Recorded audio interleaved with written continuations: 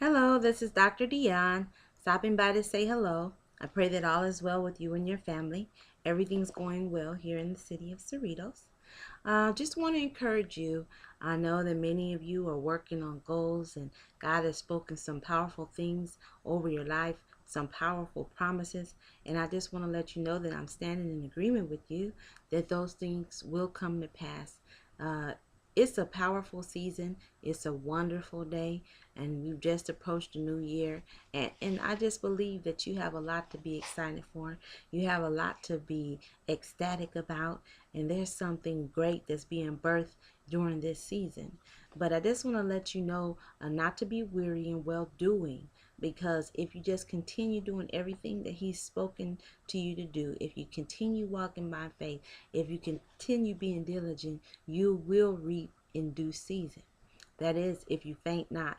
So don't faint right now. We need you to stay strong.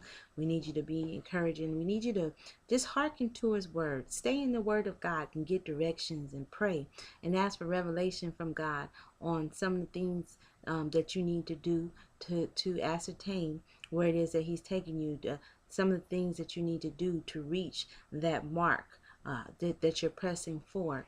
Um, I just want to encourage you as well to always expect the best. Whenever you're going for something, I think that our lack of expectancy is one of the things that hinders us in pressing for our goals, pressing for the mark. uh, we speak a good game. We talk about all the things that God has promised us, and we start, and we're in the midst of moving in that direction and doing everything we have to do.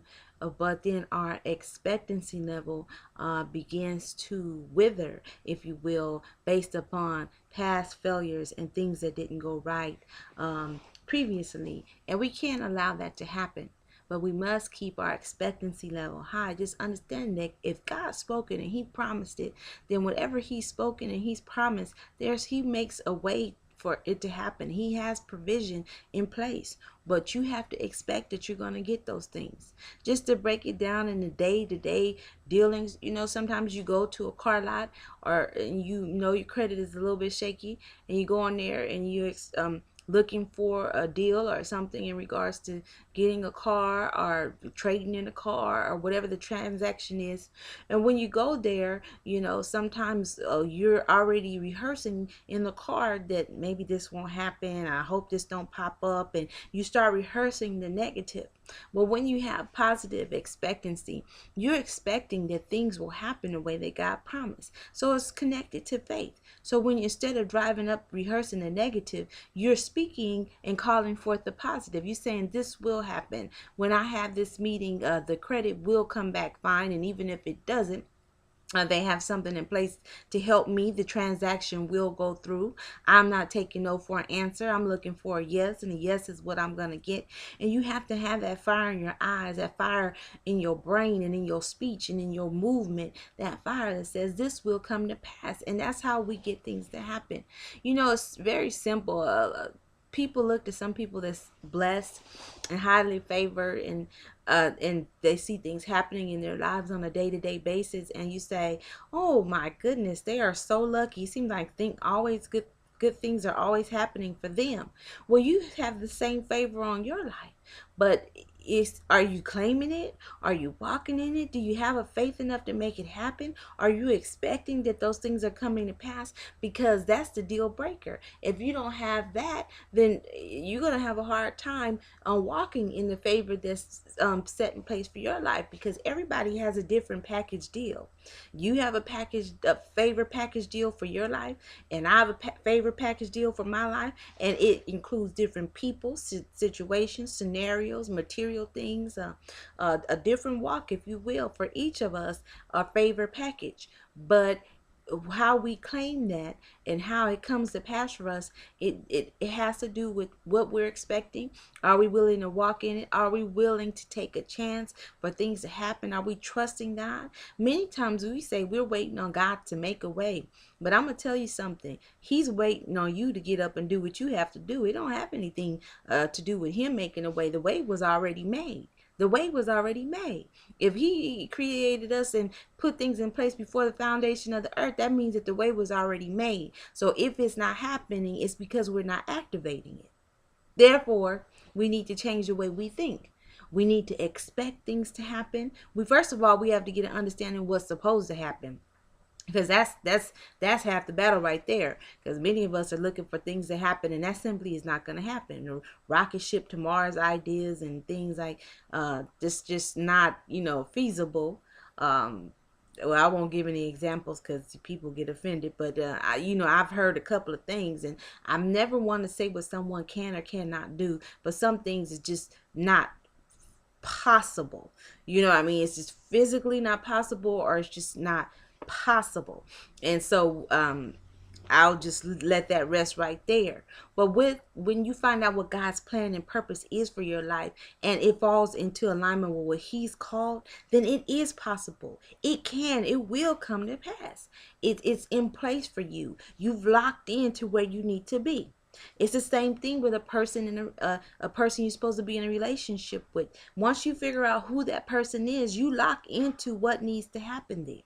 Once you figure out the job or your career that's supposed to take place, you lock into how to make that happen. Your educational goals, where you're gonna live, your house, your family, how many kids you want, everything. Once you figure out what's a part of the plan for your life, or what the mission is, and the purpose of God is always to keep Him first, and it's always kingdom business, it's always praising Him. So that has to be at the forefront of everything we do. But once we find out what the calling is, the mission is, and who and what's supposed to be a part of it, it's up to us to activate that. So I want to encourage you today, revisit some of the things that you're trying to get to happen. And I want you to really focus on what are you doing to make that happen. I don't want you to sit back and think that someone's going to come knock on the door and say that they're here to help you, make it happen. And it rests with us, it lies with us. We have to open our mouths. If you want to go out with somebody, you got to say, would you like to go out on a date? If you want a job, you got to show up in a suit with a resume, ready to make that happen. If you want to get a new car, you got to get all the documents together and go down to the dealership. But the car place is not coming to your house. The woman is not coming to your house, or vice versa. You know how you guys do it nowadays. The job is not going to come knock on your door. That might happen 1% of the time, and that's some old publisher clearinghouse type stuff. But in reality, no. You have to get up, you have to go, and you have to go expecting that it will happen for you. There's some conversations that need to take place, and there's some transactions that need to happen, but you can't sit back and wait for an opportunity. You have to make the opportunity. So be encouraged on today, and just know that you might feel like you're in a holding pattern, and perhaps you are, but I want to encourage you to live wherever you are. That means live the best life you can live now. So no matter what holding pattern you're in, it doesn't mean that you stop enjoying life, you stop praising God, you stop doing all the beautiful things, because tomorrow's not promised. So first of all, I want to encourage you to enjoy life and do everything that you are called to do, and everything that's expected for you to do as a child of God. All the things that you're supposed to claim it now, walk in it now, do those things now. And even though you might find yourself in a holding pattern where something that you're petitioning God for is not coming together just the way, or as fast as you thought it would, or just the way you thought it would, just keep working at it. Be diligent and make sure that you're stretching your faith. You have to stretch your faith and walk out on faith in order for those things to happen. That means that you can't play it safe. I'm gonna tell you something. There's a small level of safety that can happen with faith, but for the most part, 97% of faith is not safe. Faith means you're gonna walk out and you're trusting God to make that happen, to meet you at your point of need, to have already gone to that place. The provision is already there, but we need our faith to activate the provision. So be encouraged. I love you so much. Keep a smile on your face. Don't let the devil get you frustrated. Don't let situations frustrate you. You don't got that much time left. I don't have that much time left to let people get under our skin. Life is halfway over. Life is halfway over. So with the few days you have left, with the few years you have left, live the best life you can live now. Live it now. Stop waiting on things to come into place. Because as quiet as it's kept, your inbox is gonna always be full. So no matter how much you fix situations and clear them out and get one goal accomplished, there's always gonna be another one in there. So just live the best life you can live today. Keep a smile on your face. Be encouraging to people. Be uplifting to people. Serve as an example of God's glory, God's grace, God's power. He's awesome. He's worthy to be praised. We have to bless him in the good times and the bad times. We have to bless him at all times. His praise shall continually be in our mouth because he's that good. So have a great, great day. Have a great, great rest of the week. And understand that I love you with the love of Jesus. And I really am praying for you. If you my friend on Facebook, I got your back. Because I do pray. Now that I do. I love you. Bye-bye.